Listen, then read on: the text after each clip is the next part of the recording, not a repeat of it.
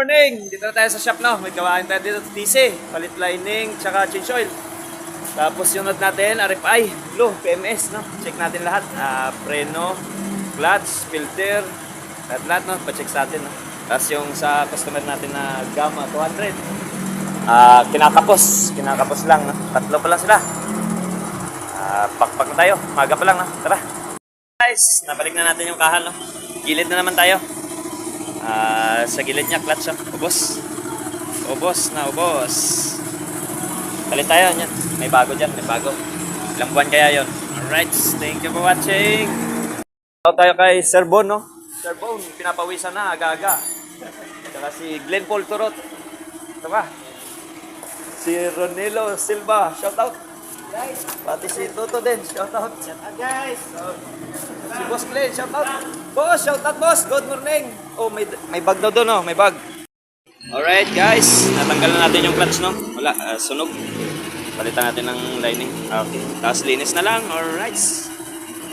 Guys, may ano tayo, may sulong na mekaniko, no?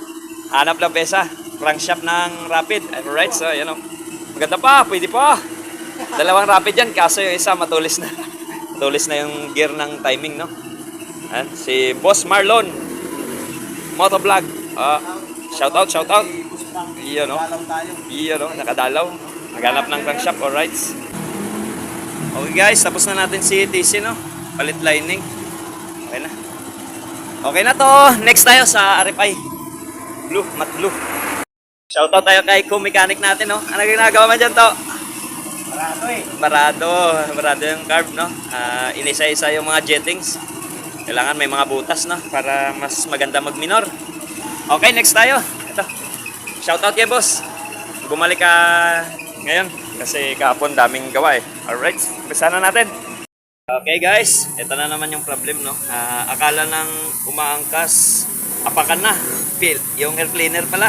Pero gawa natin ang paraan yan. Guys, yung ginagawa natin, no? DIY bracket. Alright. Nalinis na. Nalihan na rin natin yung mga paan ng clutch, no? Saka yung bahay niya para anti-dragging. Alright, thank you. Lagyan na rin natin itong ano, bracket na. Isa putol yung isa, okay pa eh. Nilagyan ko lang ng spacer. Alright. Guys, simpleng tali lang guys, bracket ng busina. DIY, no? Pwede na apakan uli. Gawa natin guys, okay na to. Tapos na rin. Okay. Uwi na si customer. Shoutout tayo kay boss. Good morning. Sige. Okay guys, si Toto naman. Kunan naman natin si Toto. Anong gagawin mo dyan to? Tune up, patay daw Patay, makalayo ng konti patay. Alright, tirahan ni Toto Yung gama na natin sa customer, no? Tirahin natin. Shoutout sa tubigan ni Kuya Charlie, shoutout. Katapos na natin kumain, no? Update tayo sa gawain. Si Gama, balit bearing, harap likod, no? Tapos linis tayo carburetor, tapos yung mga tagas-tagas dyan, titingnan natin kung anong papalitan.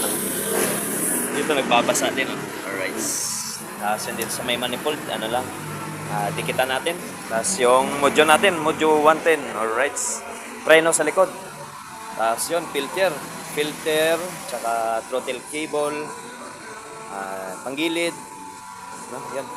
Tapos namamatay, no? Linisan natin yung throttle body. Alright, thank you. Dito na tayo sa Sparkle 125, no? Palit tayo ng filter. Tsaka yung throttle cable pala nito, guys. B1 na Honda Click, no? Pwede dito sa Sparkle. B1 Honda Click. Shoutout tayo kay Scrapper TV.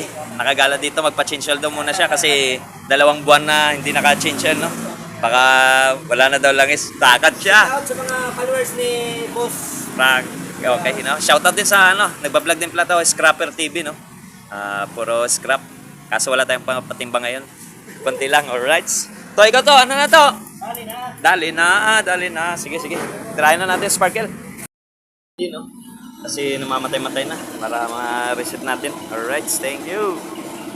Guys, last customer, no? Si Scrapper TV. Change oil, gear oil, no? Tapos tune up kasi may lagatik na. Alright, thank you for watching. Tapos na kami guys. Toto, may isa pa kay Boss Jello. Shout out.